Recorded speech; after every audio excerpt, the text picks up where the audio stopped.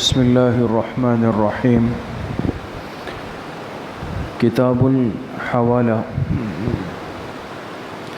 مسائل کی مجلس میں بات چل رہی ہے بیوعات یعنی معاملات سے متعلق، خرید و فروخت، لین دین، تجارت، قرض، یہ سارے جو ہمارے معاملات کی زندگی کا ایک حصہ ہے، اس سے متعلق مختلف مسائل آپ کے سامنے عرض ہوئے۔ آج جو مسئلہ ہمارے سامنے ہے وہ ہے حوالہ کا۔ یہ لفظ ہمارے ہاں آج کل اردو زبان میں بھی، ہماری تجارتی زبان میں بھی استعمال ہوتا ہے، فلاں حوالے کا کام کرتا ہے، لیکن شرعی اصطلاح میں جو حوالہ ہے وہ سمجھنا ضروری ہے، اور آج کی مجلس میں انشاءاللہ اس حوالہ سے متعلق کچھ مسائل آپ کے سامنے آئیں گے۔ حوالہ کس کو کہتے ہیں؟ اردو میں بھی جب یہ لفظ ہم استعمال کرتے ہیں تو اس معنی میں کہ فلاں چیز میں نے اس سے لے کر فلاں کے حوالے کر دی، یعنی ایک سے کوئی چیز لے کر دوسرے کو دے دینا، یہ حوالہ ہے اردو زبان میں۔ فقہی مسائل میں حوالہ کس کو کہتے ہیں؟ انسان اپنے ذمے کا قرض کسی اور کے ذمے اتار دے۔ انسان کے ذمے جو قرض ہے، یہ اپنا قرض کسی دوسرے فرد کے اوپر اتار دے، یعنی اس کے ذمے کر دے۔ مسئلہ اتنا مشکل نہیں ہے، لیکن اس کی چند صورتیں ہیں دوستو۔ ایک ہوتا ہے قرض دار، ایک ہوتا ہے قرض خواہ، دونوں میں فرق ہے۔ قرض دار اور قرض خواہ میں فرق سمجھتے ہیں آپ حضرات؟ جو آدمی کسی سے قرض لے، مثال کے طور پہ میں نے اس ساتھی سے قرض لیا تو میں کیا بن جاؤں گا؟ قرض دار۔ لینے والا قرض دار ہے اور دینے والا قرض خواہ ہے۔ آپ سمجھ گئے اس بات کو؟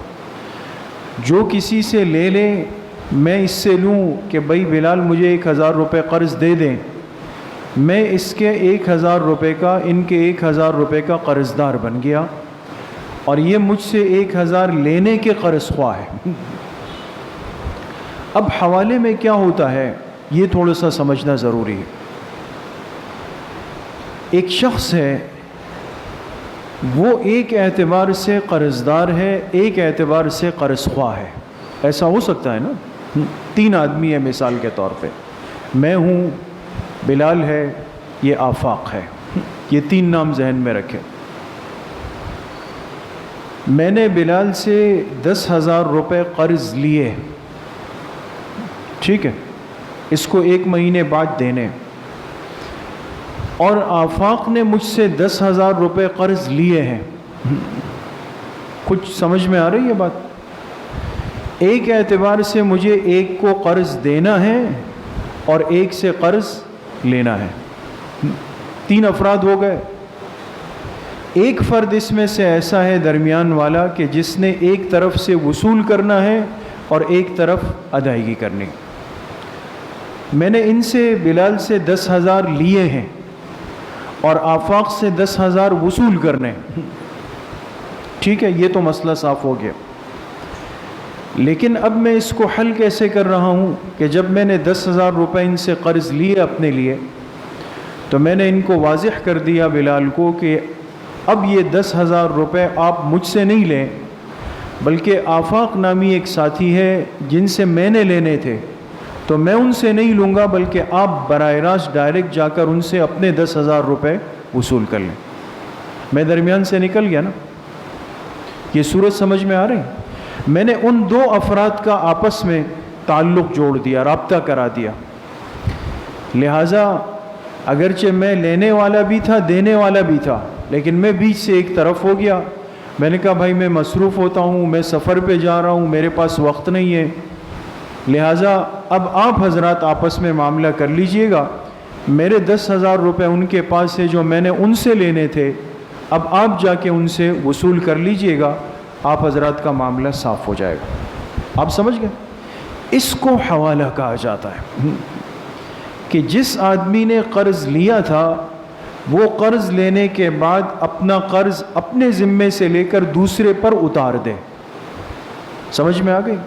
اور اتارے اس لیے کہ اس نے اس سے وصول کرنے تھے، لہٰذا ان دو کو آپس میں جوڑ دیا اور کہا کہ بھئی آپ رابطہ کر لیں۔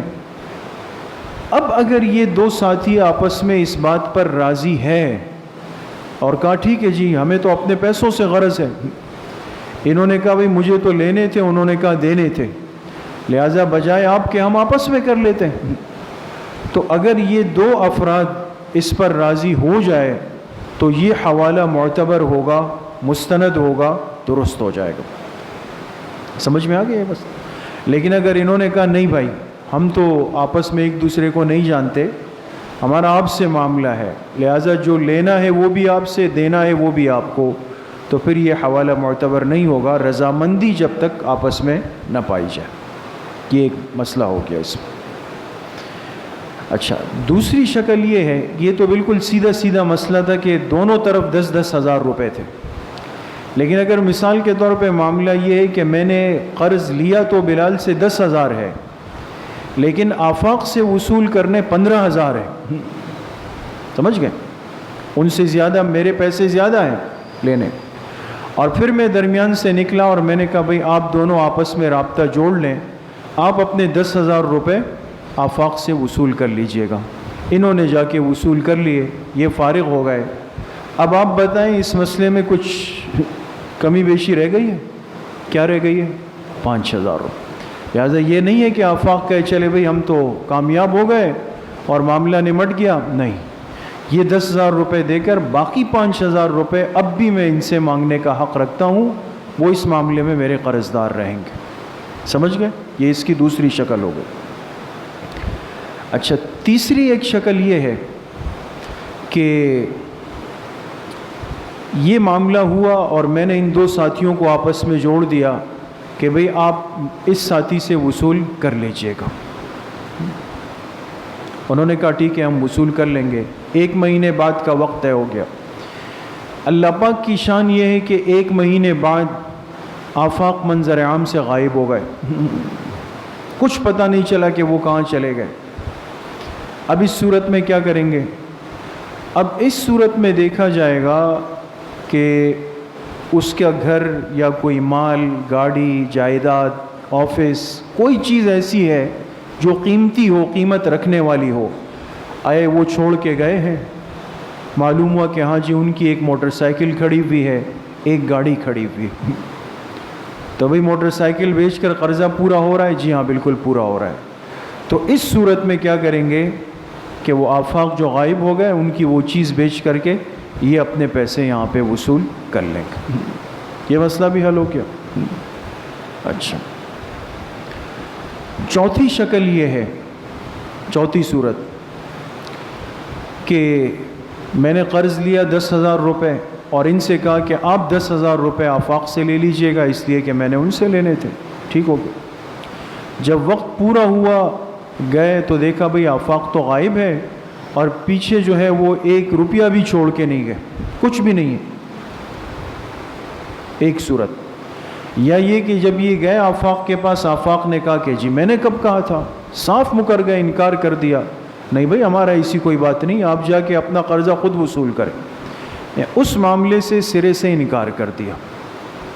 تو ایسی صورتحال اگر پیش آ جائے تو ایسی صورت میں پھر معاملہ دوبارہ اصل کی طرف آ جائے گا، لہٰذا اب بلال کہیں گے بھئی وہاں تو معاملہ حل نہیں ہو رہا جس نے ذمہ داری لی تھی، لہٰذا وہ دوبارہ میری طرف رجوع کریں گے اور میں ان کے پیسوں کی ادائیگی کروں گا۔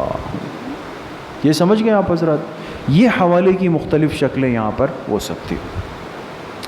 اچھا، یہ تو وہ صورت تھی کہ جب ہم 3 افراد کا ایک سرکل، ایک ٹرائنگل بنا ہوا تھا کہ میں نے لیے بھی تھے اور میں نے دیے بھی تھے۔ حوالے کی ایک اور شکل یہ ہوتی ہے کہ میں نے قرضہ لیا تو بلال سے 10,000 روپے قرض لیا، لیکن باقی میں نے کسی کے ذمے پیسے نہیں ہے کہ جس سے میں نے وصول کرنے، وہ پہلی والی شکل نہیں۔ لیکن میں نے آفاق سے کہا کہ بھئی آپ میرے دوست ہیں، ساتھی ہیں، اور یہ ساتھی پھر کل مجھے تنگ کریں گے، لہٰذا آپ یہ ذمہ اپنے اوپر لے لیں اور 1 مہینے بعد آپ میرا یہ قرض آپ ادا کر دیجئے گا احساناً۔ سمجھ گئے؟ میرے کچھ پیسے، ان کے پاس کچھ بھی نہیں ہے، بطور احسان کے میں نے ان سے کہا کہ بھئی آپ ایسا کر لیجئے گا۔ انہوں نے کہا ٹھیک ہے، کوئی مسئلہ نہیں، آپ ان سے لے لیں 10,000 روپے، اپنی ضرورت پوری کر لیں، 1 مہینے بعد کا جب وقت ہوگا تو وہ مجھ سے رابطہ کرے، میرا نمبر دے دیں، آپ درمیان سے خارج ہوگا۔ یہ حوالہ بھی ہو سکتا ہے، اور یہ حوالہ بھی معتبر ہے، یہ بھی درست ہے۔ سمجھ گئے آپ حضرات؟ اچھا، اسی ضمن میں ایک اور مسئلہ، اور بڑا اہم مسئلہ، یہ ایک اصولی بات آپ سمجھ لیں۔ 2 چیزیں ہوتی ہیں، ایک ہوتا ہے قرض، ایک ہوتی ہے امانت۔ ویسے اگر ظاہری طور پر دیکھا جائے تو دونوں صورتوں میں انسان اپنے مال کو یا کسی چیز کو دوسرے کے پاس رکھواتا ہے۔ بھئی ایک تو یہ ہے کہ میں نے کہا بھئی مجھے 10,000 قرض دے دیں، انہوں نے 10,000 نکال کے دے دیے، پیسے آئے نا میرے پاس۔ دوسری شکل یہ ہے کہ یہ ساتھی میرے پاس خود آئے اور کہا کہ جی میں جماعت میں جا رہا ہوں، میں عمرے پہ جا رہا ہوں، یہ میرے 10,000 روپے آپ امانت رکھ لیں، جب میں واپس آؤں گا آپ سے وصول کروں گا۔ دیکھیں اس صورت میں بھی میرے پاس پیسے آ رہے ہیں، ہے نا، لیکن دونوں میں فرق ہے۔ پہلی والی صورت ہے قرض کی، میں نے مانگی تھی، دوسری والی صورت ہے امانت کی، میں نے نہیں مانگی، یہ خود رکھوا کے گئے۔ پیسے دونوں صورتوں میں آئے ہیں، لیکن ایک بات یاد رکھیں، دونوں کے حکم میں زمین آسمان کا فرق ہوتا ہے۔ اس سے ہمارے معاشرے کے بہت سارے مسائل حل ہو جاتے ہیں۔ وہ فرق کیا ہے؟ قرض اس کو کہتے ہیں جو ذمے پر لازم ہو جائے، اور امانت اس کو کہتے ہیں کہ اگر وہ انسان کی احتیاط، ذمہ داری، پوری حفاظت کے باوجود بھی اگر ضائع ہو جائے تو جس کے پاس امانت تھی اس کی ذمہ داری ختم ہو جاتی۔ آپ سمجھے؟ بلال سے میں نے 10,000 روپے قرض لیے، 1 مہینے بعد دے دوں گا، اور 1 مہینے میں میرا سب کچھ خدا نخواستہ ختم ہو گیا، میں زمین پہ آ گیا، زیرو ہو گیا، کچھ بھی ہو گیا، اس کے باوجود بھی ان کا قرضہ میرے ذمے پر رہے گا۔ یہ کہیں گے بھئی ٹھیک ہے ہم اور انتظار کریں گے، آپ کمائیں، محنت کریں، لیکن یہ قرض میرے ذمے سے ختم نہیں ہوگا۔ امانت میں کیا ہے کہ انہوں نے میرے پاس 10,000 امانت رکھوائی، اور خدا نخواستہ کوئی حادثہ ہو گیا، چوری ہو گئی، اور ان کے وہ 10,000 روپے کسی نے میرے دراز سے، لاکر سے، کسی چیز سے نکال کے غائب۔ میں نے پوری احتیاط کی تھی، بے احتیاطی نہیں کی، اور یہ جب آئے میں نے کہا بھائی وہ تو چوری ہو گئی، وہ آپ کے پیسے گئے، تو اب اس امانت کا تاوان میرے ذمے لازم نہیں ہوگا۔ یہ فرق سمجھیں آپ حضرات؟ قرض میں اور امانت میں یہ بہت بڑا فرق ہوتا ہے۔ قرض ذمے پر لازم ہوتا ہے، اور امانت میں اگر احتیاط کی گئی ہو، یہ جملہ یاد رکھیں۔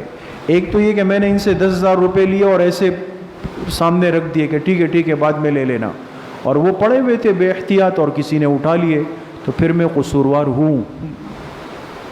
یہ فرق ہوتا ہے۔ اب آپ آ جائیں اس مسئلے کو لے کر کے حوالے پر، اسی شکل کو۔ وہ کیا ہے؟ میں نے ایک ساتھی سے، بلال سے 10,000 روپے قرض لی، اور آفاق کے پاس میرے 10,000 روپے امانت ہے۔ اب غور کریں مسئلے پر۔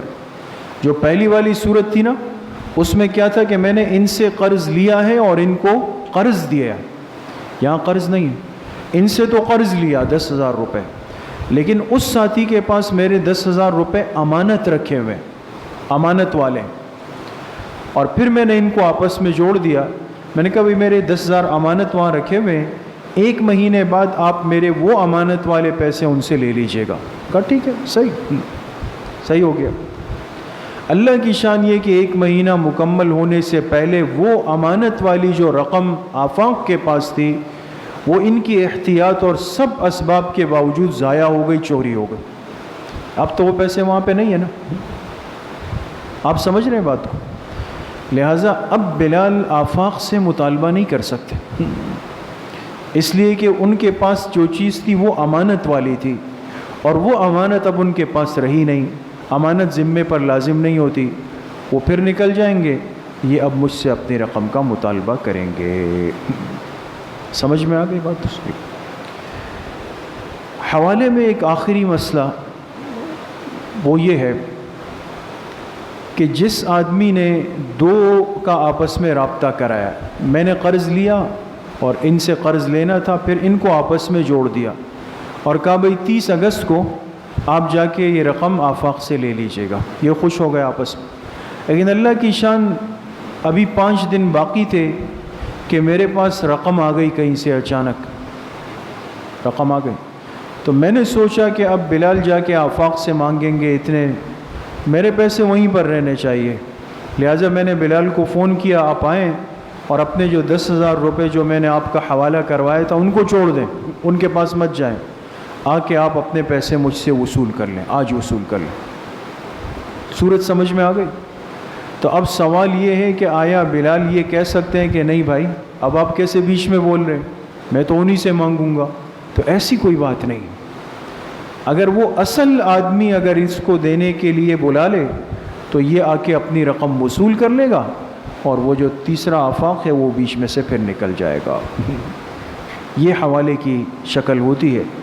ہمارے ہاں عام طور پہ آج کل ایک شکل رائج ہے، بہت زیادہ ہے، کہ بعض افراد بیرون ملک ہوتے ہیں، بیرون مثلا دبئی میں ہے، سعودی عرب میں ہے، اور ان کے اہل و عیال کراچی میں ہوتے ہیں، تو اب ان کو ماہانہ خرچہ بھیجنا ہوتا ہے پاکستان، تو بہت سارے لوگ اب یہ کہ بینک کے تھرو اکاؤنٹ بنائے اور معاملات کرے اور اس میں سے ٹیکس کٹیں، تو وہ کیا کرتے ہیں کہ بعض ایسے افراد ہوتے ہیں اب مثال کے طور پہ سعودی عرب جو ہمارے رشتہ دار ہے، والد ہے، ماموں ہے، چچا ہے، بھائی ہے، کوئی بھی ہے، وہ وہاں کسی ساتھی کو 1000 ریال دے دے وہاں کے، کہ بھئی یہ 1000 ریال میں نے آپ کو دے دیے، آپ کراچی اپنے بھائی کو فون کر دیں اور ان سے کہیں کہ 1000 ریال کے جتنے پاکستانی پیسے بنتے ہوں وہ میرے گھر جا کے پہنچا دیں۔ سمجھ میں آ رہی ہے شکل؟ تو اس نے اپنی جو رقم تھی وہ وہاں ساتھی کو حوالے کی، اور یہاں گھر والوں نے یہاں کے ساتھی سے وصول کر لی پیسے۔ یہ بھی حوالے ہی کی ایک شکل ہوتی ہے کہ ذمہ داری حوالے ہو جاتے ہیں۔ البتہ اس ضمن میں ایک الگ مسئلہ ہے، اس کو ہم ابھی نہیں چھیڑتے، وہ آگے آئے گا، کہ اب اس کو باقاعدہ ایک کاروبار کی شکل دے دی گئی۔ ایک بہت سارے لوگوں نے اس کو باقاعدہ ایک نفع بخش کاروبار بنایا، اور اس میں بہت کچھ الٹا سیدھا بھی ہوا، اور غالباً ہمارے علم کے مطابق اس پر قانونی طور پہ کچھ پابندیاں بھی ہے حوالے کی اس شکل پہ، اس لیے کہ اس کو بہت سارے غلط ذرائع میں بھی استعمال کیا گیا کہ ایک آدمی ایک کرنسی کی شکل ہو اور دوسرے ملک میں اس کو دوسری کرنسی میں اس کی ادائیگی کی جائے۔ مثلا سعودی عرب میں تو ریال دیے گئے، پاکستان میں پاکستانی کرنسی دی گئی، لیکن آپ حضرات جانتے ہیں کہ کرنسی کا ایک ریٹ ہوتا ہے، ریٹ چل رہا ہوتا ہے۔ مثال کے طور پہ 1 ریال وہ 43 روپے کا ہے، آج کی قیمت کے اعتبار سے 43 روپے کا ہے، لیکن کراچی والے ساتھی نے کہا کہ جی آپ وہاں میرے ساتھی کو 1000 ریال دے دیں اور میں آپ کے گھر والوں کو دوں گا، لیکن 40 روپے کے حساب سے دوں گا۔ سمجھ رہے ہیں بات کو؟ گورنمنٹ کی جو قیمت اصولی طور پر عالمی قیمت 43 روپے، اور یہ آپس میں کتنا طے کر رہے ہیں؟ 40 روپے۔ یہ 3 روپے کا پروفٹ بیچ میں مارا جا رہا ہے الگ سے۔ یہ قانونی مسئلہ ہے، اور یہ بات آپ کے علم میں ہونی چاہیے کہ بہت سارے مسائل جس طرح شرعی اعتبار سے ان پر حکم لاگو ہوتا ہے، قانونی اعتبار سے بھی ہوتا ہے۔ لہٰذا ایک اسلامی ملک اگر کسی قانون کے تحت ایک معاملے پر پابندی لگا دے تو اس ملک کے شہریوں پر لازم ہے کہ اس قانون کی پاسداری کریں گے۔ اور اس کی پابندی کریں گے۔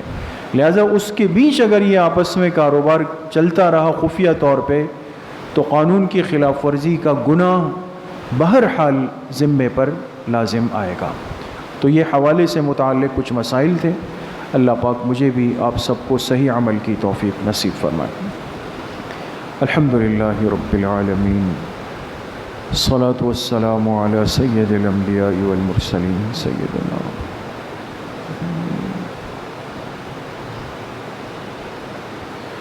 ہمارے ایک ساتھی ہے، ان کی بچی بیمار ہے، دعا فرمائے اللہ پاک اس بچی کو شفاء کامل عاجل نصیب فرمائے، ان کی ہر تکلیف کو اللہ پاک اپنے فضل و کرم سے رفع فرمائے۔ جتنے بیمار گھروں میں ہیں، اسپتالوں میں ہیں، جن بیماریوں میں مبتلا ہے، اللہ پاک سب کو صحت کاملہ عاجلہ نصیب فرمائے۔ وصلی اللہ وسلم علی نبینا محمد وآلہ واصحابہ اجمعین۔